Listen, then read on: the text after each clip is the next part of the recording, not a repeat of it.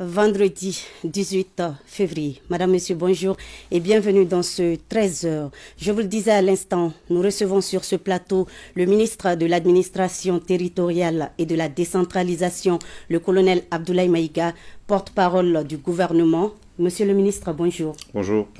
Avec vous, un communiqué du gouvernement après l'annonce par le président français du retrait des troupes françaises au Mali. Monsieur le ministre, quelle est donc la réaction du gouvernement?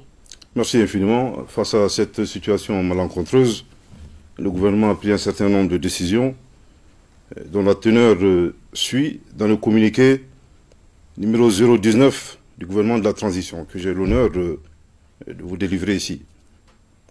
Le gouvernement de la République du Mali prend acte de la décision unilatérale du 17 février 2022 des autorités françaises de procéder au retrait des forces militaires de Barkhane et de Takuba en violation des accords liant la France et le Mali et impliquant d'autres partenaires.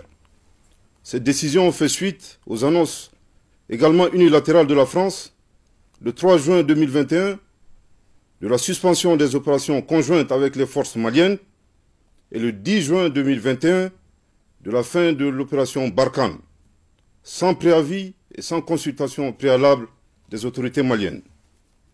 Ces décisions unilatérales constituent des violations flagrantes du cadre juridique liant la France et le Mali.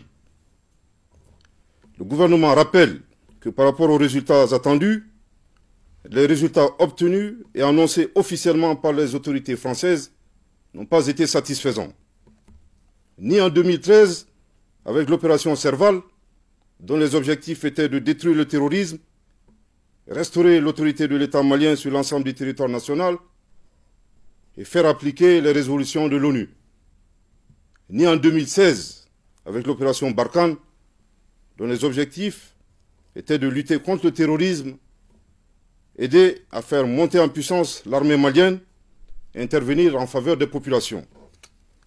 Malgré la présence de l'opération Barkhane et des forces internationales, de 2013 à 2021, le Mali a risqué la partition et la menace terroriste, initialement localisée au nord du Mali, s'est répandue sur l'ensemble du territoire national.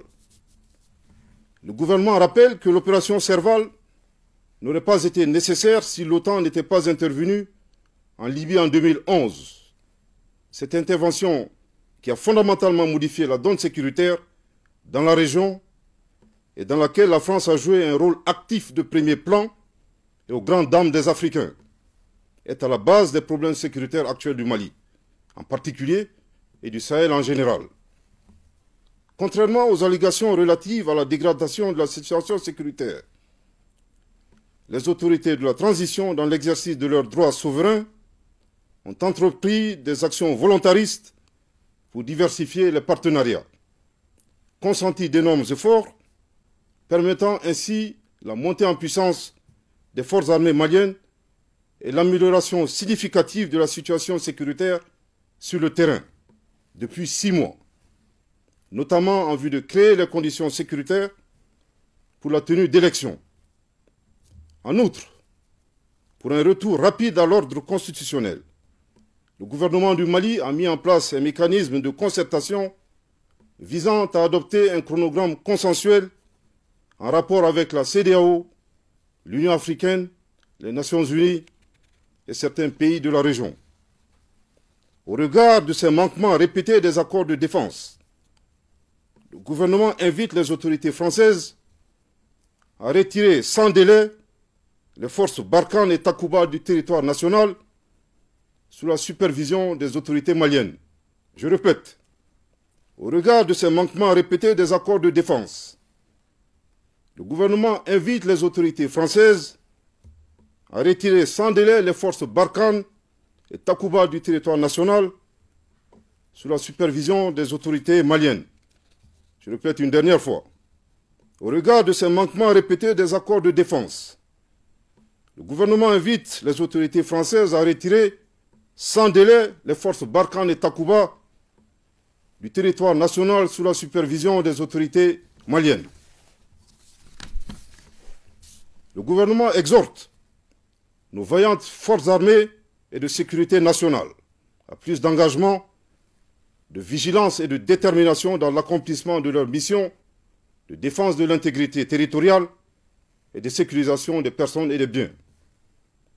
Attaché aux valeurs de dignité, le gouvernement reconnaît les sacrifices consentis et s'incline devant la mémoire des victimes de l'insécurité, civiles et militaires, maliennes et étrangères.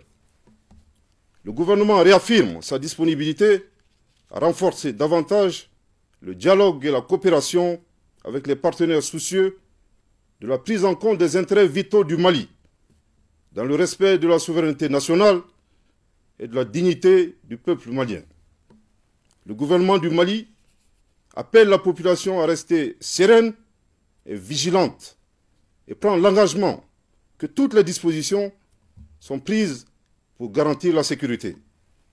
Bamako, le 18 février 2022, qu'Allah bénisse le Mali.